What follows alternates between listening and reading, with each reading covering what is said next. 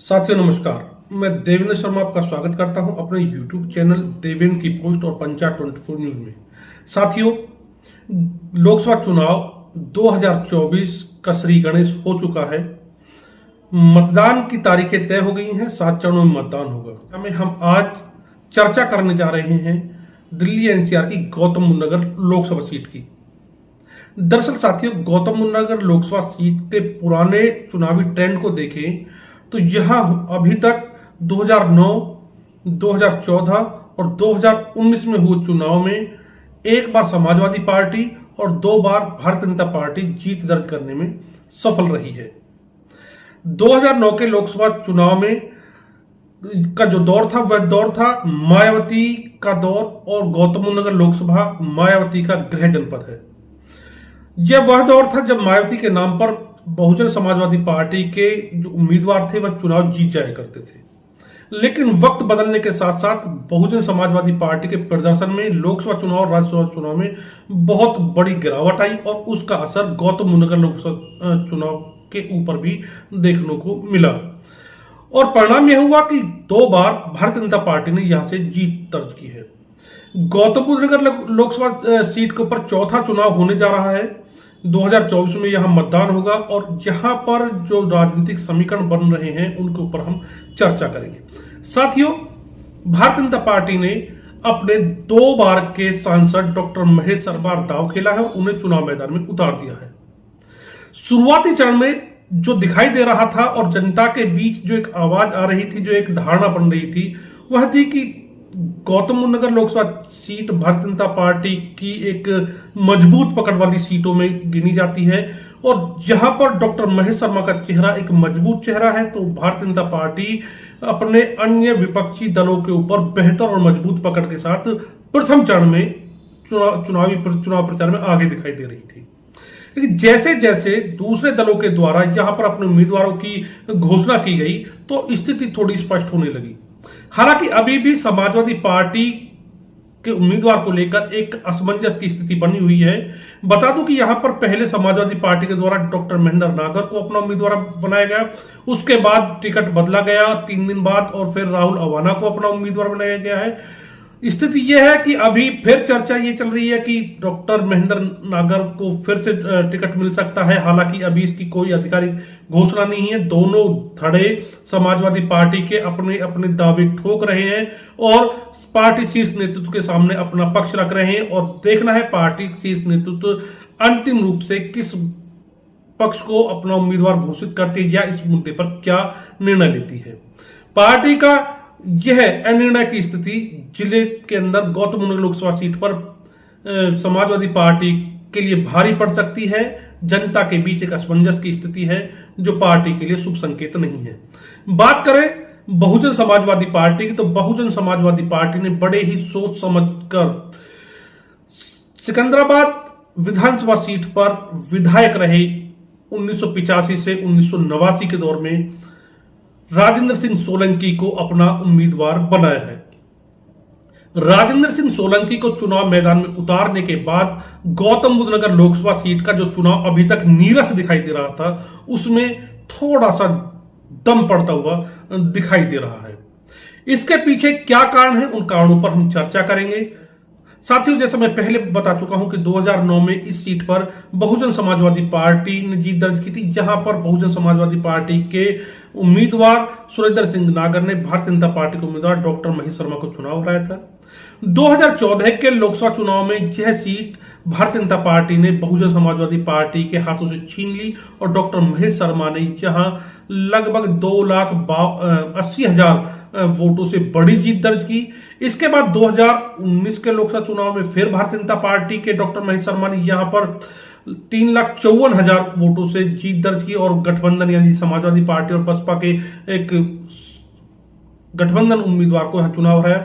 यही कारण है कि इस सीट पर होने वाले चौथे लोकसभा चुनाव में भारतीय जनता पार्टी को दमदार माना जा रहा था। लेकिन साथियों, जैसे ही बहुजन समाजवादी पार्टी के द्वारा राजेंद्र सिंह सोलंकी को चुनाव मैदान में उतारा गया है, जनता के बीच कुछ धारणा बदलनी शुरू हुई है।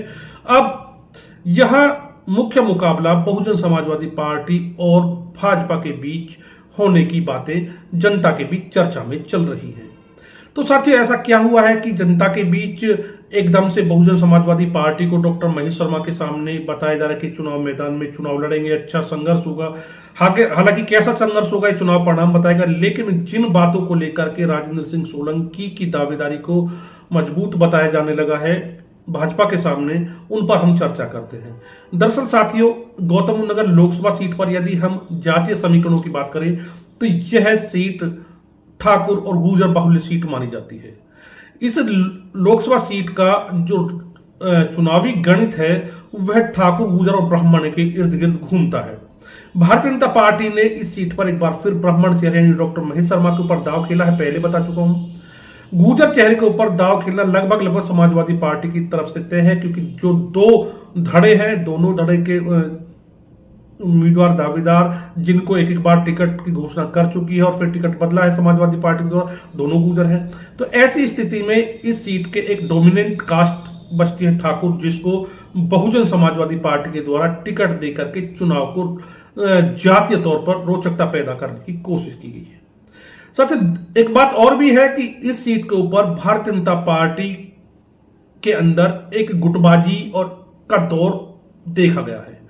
पिछले 2 सालों में गुटबाजी का दौर अपने चरम पर पहुंचा है और यहां पर भाजपा के अंदर ही भाजपा को चुनौती देने की कोशिश की गई है। यानी कि विपक्ष यहां पर भाजपा के सामने लगभग रसातल पे पहुंच चुका था, लेकिन भाजपा के अंदर विरोध के शुरू थे और पिछले 2 सालों में यह विरोध इतना हुआ कि पार्टी के अंदर से पार्टी के सांसद और विधायकों या पार्टी के जो कार्यकर्ता हैं वो 2 गुटों में बटे और गुटबाजी का दौर चला, एक दूसरे के ऊपर शाब्दिक प्रहार किए गए। इसको लेकर के चर्चा यह है कि बहुजन समाजवादी पार्टी ने जहां एक तरफ ठाकुर उम्मीदवार को चुनाव मैदान में उतार करके जातीय रोचकता पैदा करने की कोशिश की है, जातीय आधार पर चुनाव को थोड़ा संघर्ष पैदा करने की कोशिश की है, वहीं माना जा रहा है कि चुनाव में भारतीय जनता पार्टी भीतरघात का शिकार हो सकती है। यदि साथियों ऐसा होता है तो इसका सीधा सीधा फायदा मिलने की संभावना बहुजन समाजवादी पार्टी के उम्मीदवार को दिखाई दे रही है। कारण स्पष्ट है कि भाजपा विरोध के जितने वोट हैं, जब जो भारतीय जनता पार्टी विरोधी मतदाता है उनके लिए समाजवादी पार्टी कोई विकल्प नहीं है और विकल्प उनके सामने तेजी से बनकर उभरी है बहुजन समाजवादी पार्टी।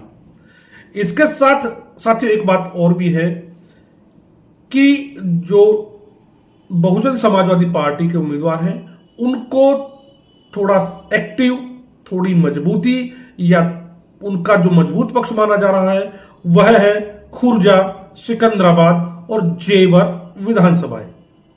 साथियों बता दूं कि गौतम बुद्ध नगर के अंदर 5 विधानसभाएं आती हैं, खुर्जा, जेवर, सिकंदराबाद, दादरी और नोएडा। गौतम बुद्ध नगर मायावती का गृह जनपद है और इस जनपद के अंदर मायावती का पैतृक गांव आता है।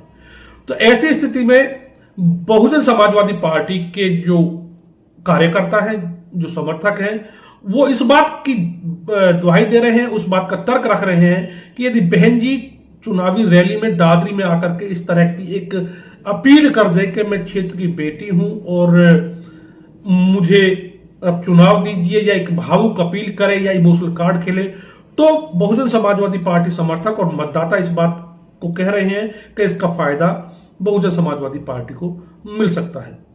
लेकिन साथियों एक बड़ा सवाल अभी भी बहुजन समाजवादी पार्टी के सामने खड़ा है और यह सवाल बहुजन समाजवादी पार्टी और भारतीय जनता पार्टी के उम्मीदवार के बीच बड़ा अंतर पैदा कर सकता है। देखिए साथियों, गौतम बुद्ध नगर एक इंडस्ट्री का हब बन चुका है। गौतम बुद्ध नगर एक ऐसा जिला है जो अपनी औद्योगिक पहचान के रूप में जाना जाता है। यही कारण है कि जहां बड़ी संख्या में बाहरी लोग आकर के बसे हैं, उन्होंने इस जिले के विकास में जहां अपना योगदान दिया है। तो ऐसी स्थिति में दादरी और नोएडा विधानसभाएं बड़ी संख्या में बाहरी मतदाताओं से का प्रतिनिधित्व करती हैं। बड़ी संख्या में बाहरी मतदाता यहां पर आकर बसे हैं। ऐसी स्थिति में भाजपा का सबसे मजबूत पक्ष यही बाहरी मतदाता माने जाते हैं। अभी तक के हुए 3 चुनाव में यह बात निकल के सामने आई है कि विपक्षी उम्मीदवार के द्वारा, विरोधी पार्टियों के द्वारा नोएडा और दादरी विधानसभा का जो ग्रेटर नोएडा वेस्ट और शहरी मतदाता है, उस किले को, उस दुर्ग को विरोध भेद नहीं सके हैं। और यही जो दुर्ग है, ये जो बाहरी मतदाता है जो नोएडा और दादरी विधानसभा पर काबिज है, जिनकी बहुत अच्छी तादाद यहां पे है, और ये एक निर्णायक भूमिका साबित करते हैं, या यूं कहें कि यही यहां पर राजनीति की दिशा तय करते हैं। यदि विरोधी उम्मीदवार या विरोधी दल दादरी और नोएडा विधानसभा पर सेंध लगा सके तो भारतीय जनता पार्टी के लिए कुछ चिंता की बात हो सकती है। अन्यथा यदि विरोधी दल दादरी और नोएडा विधानसभा पर पहले की तरह सेंध लगाने में असफल रहे तो इस बात को कहने में कोई गुरेज नहीं है कि भारतीय जनता पार्टी गौतम बुद्ध नगर लोकसभा सीट पर जीत दर्ज करने की दिशा में बढ़ चुकी है, बढ़ रही है। उसे अभी विरोधी दलों के द्वारा रोका जा रहा है, इस बात के कोई संकेत नहीं मिलते हैं। साथियों, मेरा यह विश्लेषण जो चुनावी माहौल है उसके प्रथम चरण का है। आगे देखते हैं, बहुत से ऐसे फैक्टर निकल के आ सकते हैं जो चुनाव को प्रभावित करेंगे, जिससे विरोधी दलों को ताकत मिल सकती है या फिर सत्ताधारी पार्टी के जो उम्मीदवार हैं डॉक्टर महेश शर्मा, उनकी स्थिति और बेहतर हो सकती है। सवाल यह है, क्या डॉक्टर महेश शर्मा अपनी स्थिति को बेहतर मजबूत करके अपनी जो चुनावी जीत है उसके अंतर को बड़ा बनाएंगे, जिसका जनता के बीच एक चर्चा का है कि डॉक्टर महेश शर्मा बड़ी जीत दर्ज कर रहे हैं, बड़ी जीत की तरफ जा रहे हैं, या फिर विरोधी उम्मीदवार, जैसा कि हम कह रहे हैं कि बहुजन समाजवादी पार्टी के जो उम्मीदवार हैं राजेंद्र सिंह सोलंकी, महेश शर्मा को चुनौती देते हुए वो दिख रहे हैं और ये आगे चलकर अपनी स्थिति को और मजबूत करेंगे। तो अब देखना है कि ये किस तरह से डॉक्टर महेश शर्मा को चुनौती देते हैं। मैं फिर कहता हूं कि नोएडा दुर्ग और दादरी विधानसभा ऐसे दुर्ग हैं जो भारतीय जनता पार्टी को मजबूती प्रदान करते हैं।